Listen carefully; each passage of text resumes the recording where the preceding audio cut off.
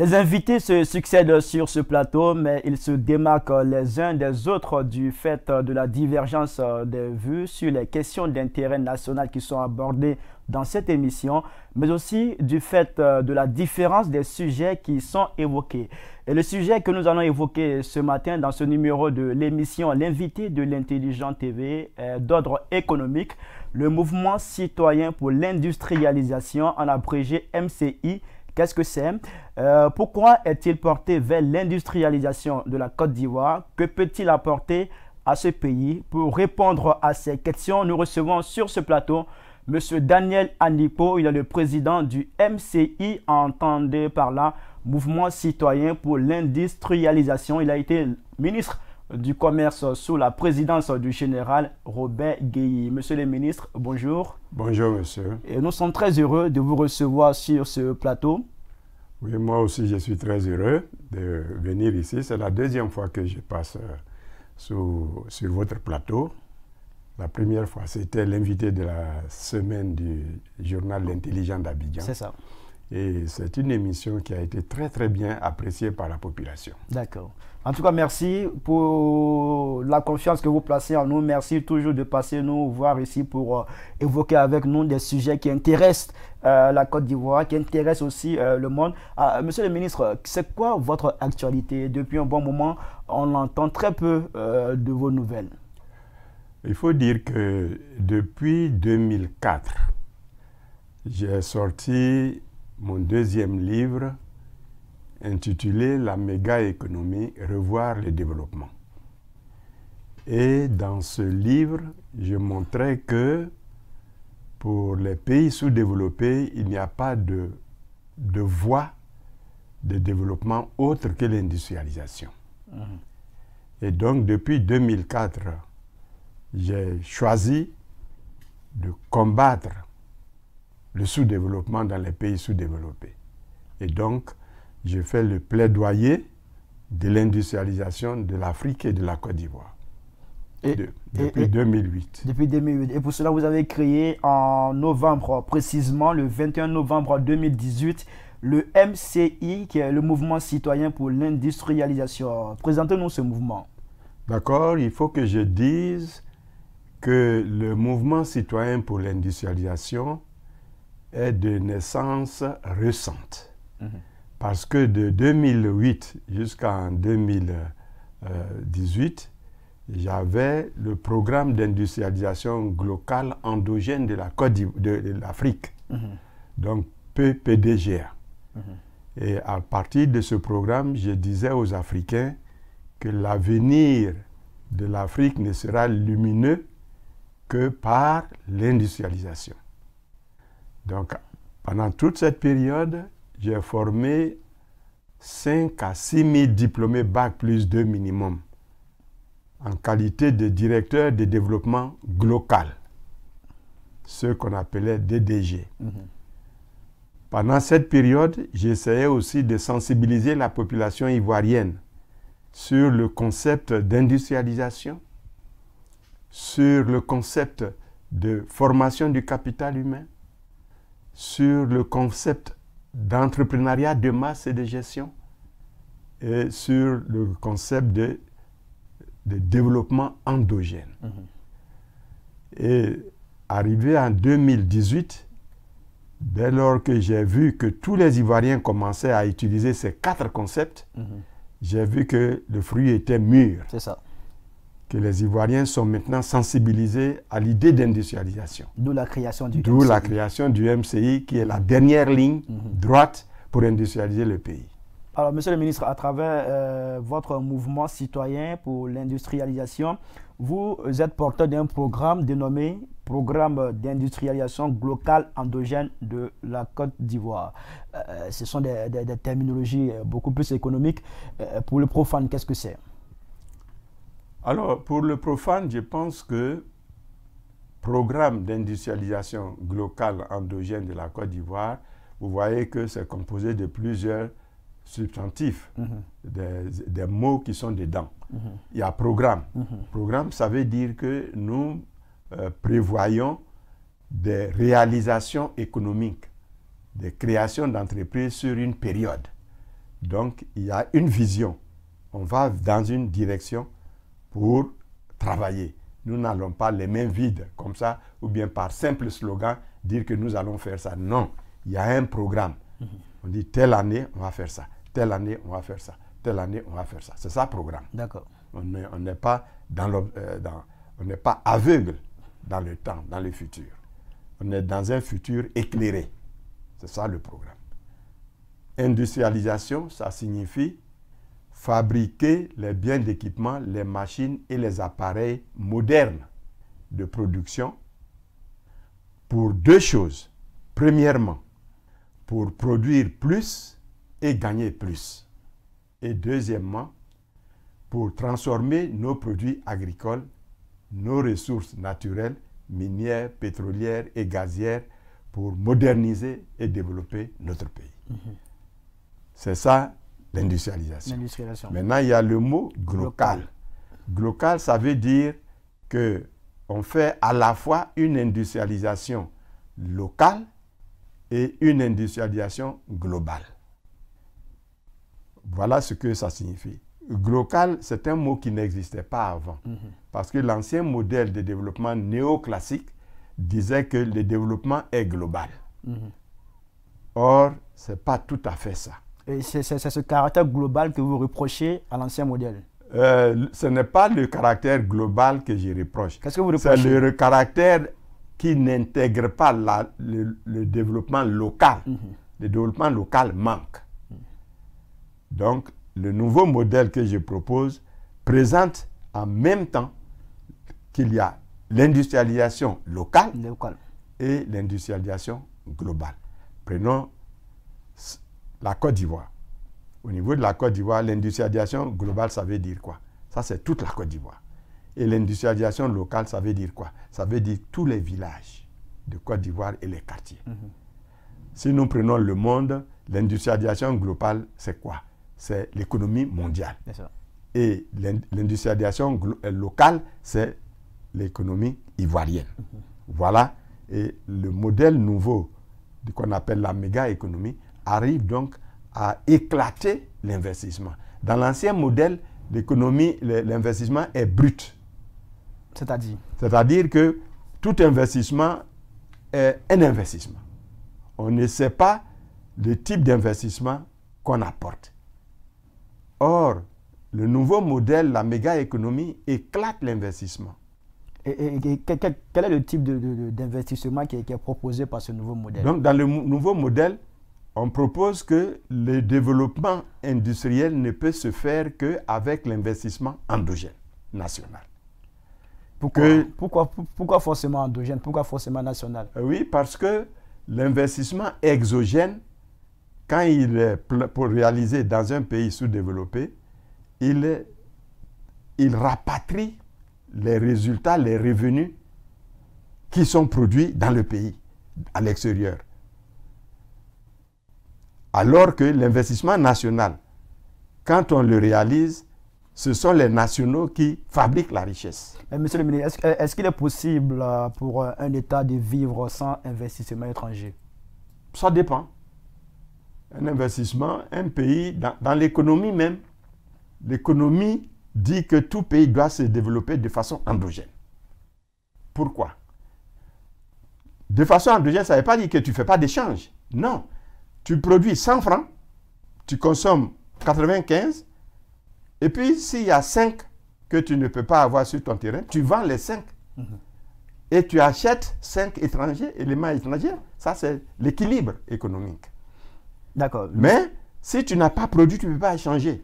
Alors, monsieur le ministre, si on doit bien comprendre ce programme, c'est un programme qui est favorable à une industrialisation de la Côte d'Ivoire à partir des investissements locaux. Voilà, investissement endogène du pays. Qu'est-ce que l'investissement endogène? Il faut bien comprendre. Oui.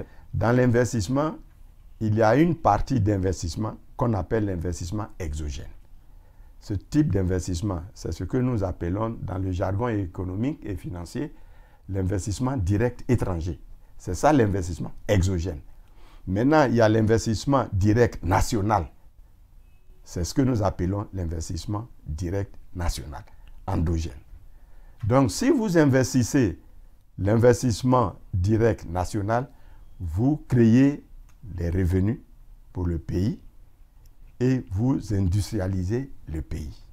Mais si vous investissez l'investissement direct étranger, vous créez des richesses qui retournent à l'extérieur et vous n'industrialisez pas le pays.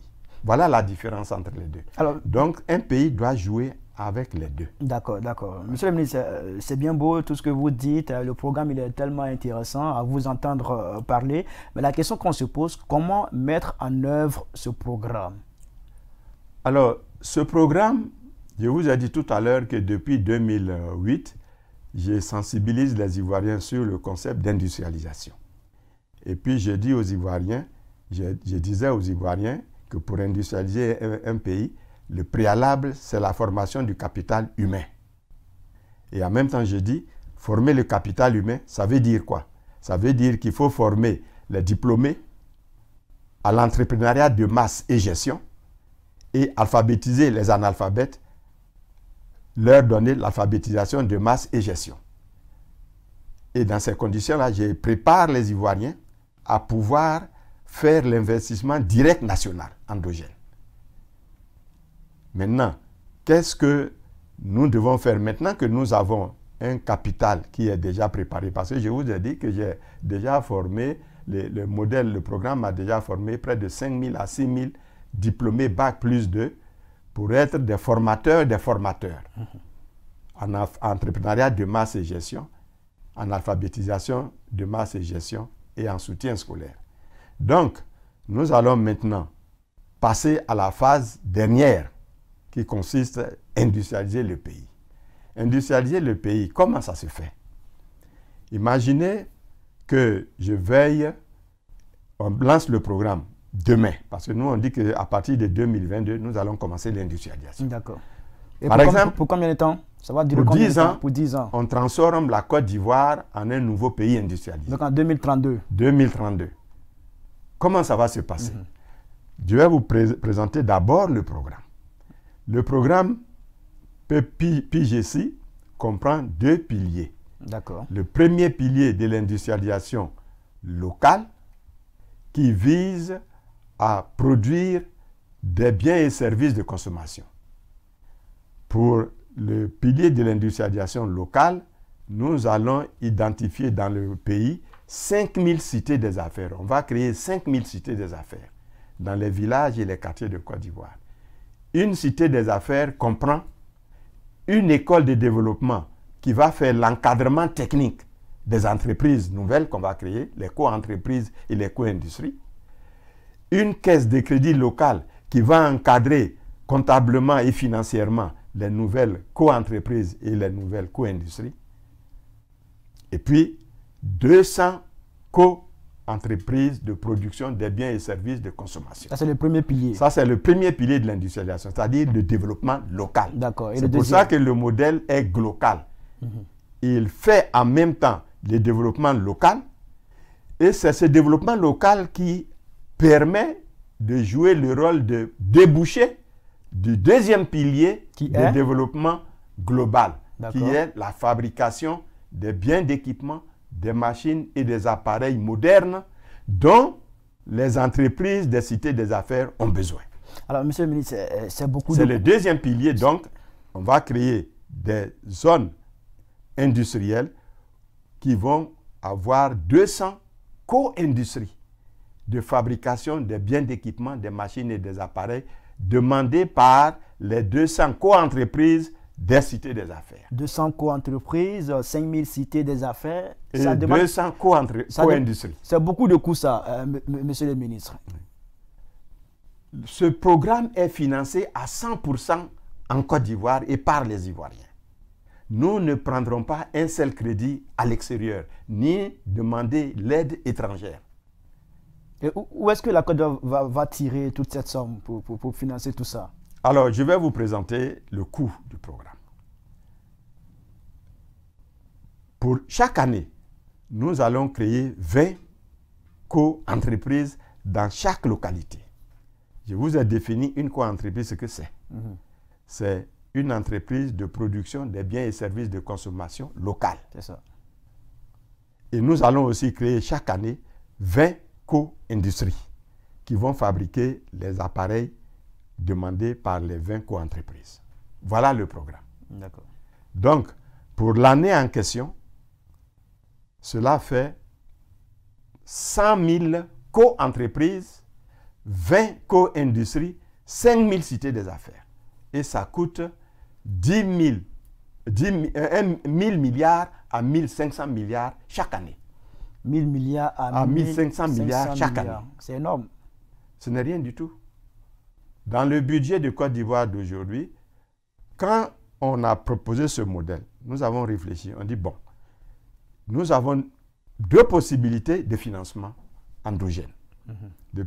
La première possibilité, qui est l'idéal, c'est le financement autonome, autofinancement des créateurs d'entreprises. Mais quand les Ivoiriens sont trop pauvres, si tu demandes à un parent ou à 20 parents de donner 10 millions pour créer une co-entreprise, ils vont dire qu'ils n'ont pas d'argent. Si tu demandes à 20 parents qui veulent créer une co-entreprise pour leurs enfants, ils vont dire que c'est trop cher. Donc, on a mis ce mode-là en deuxième temps. Et on a pris le mode qui est plus direct, à savoir les crédits budgétaires. C'est-à-dire que l'État va financer le secteur privé solidaire. D'accord. Voilà. Alors, monsieur le ministre... Et ça fait 1 000 milliards à 1 500 milliards chaque année. Pendant 10 ans, ça fait 10 000 milliards à 15 000 milliards. Et la Côte d'Ivoire devient un nouveau pays industrialisé. Parce qu'elle aura réalisé 1 million de co-entreprises, 200 co-industries, et le pays sort du sous-développement. Alors, le programme vise à sortir le pays du sous-développement. C'est un programme qui, en principe, devait susciter beaucoup d'intérêt, mais jusqu'à présent, on a l'impression qu'il a du mal à décoller. C'est quoi le problème à votre niveau? Le problème, c'est l'État. Puisque je vous ai dit, le seul problème qui bloque aujourd'hui, tous les Ivoiriens veulent le développement.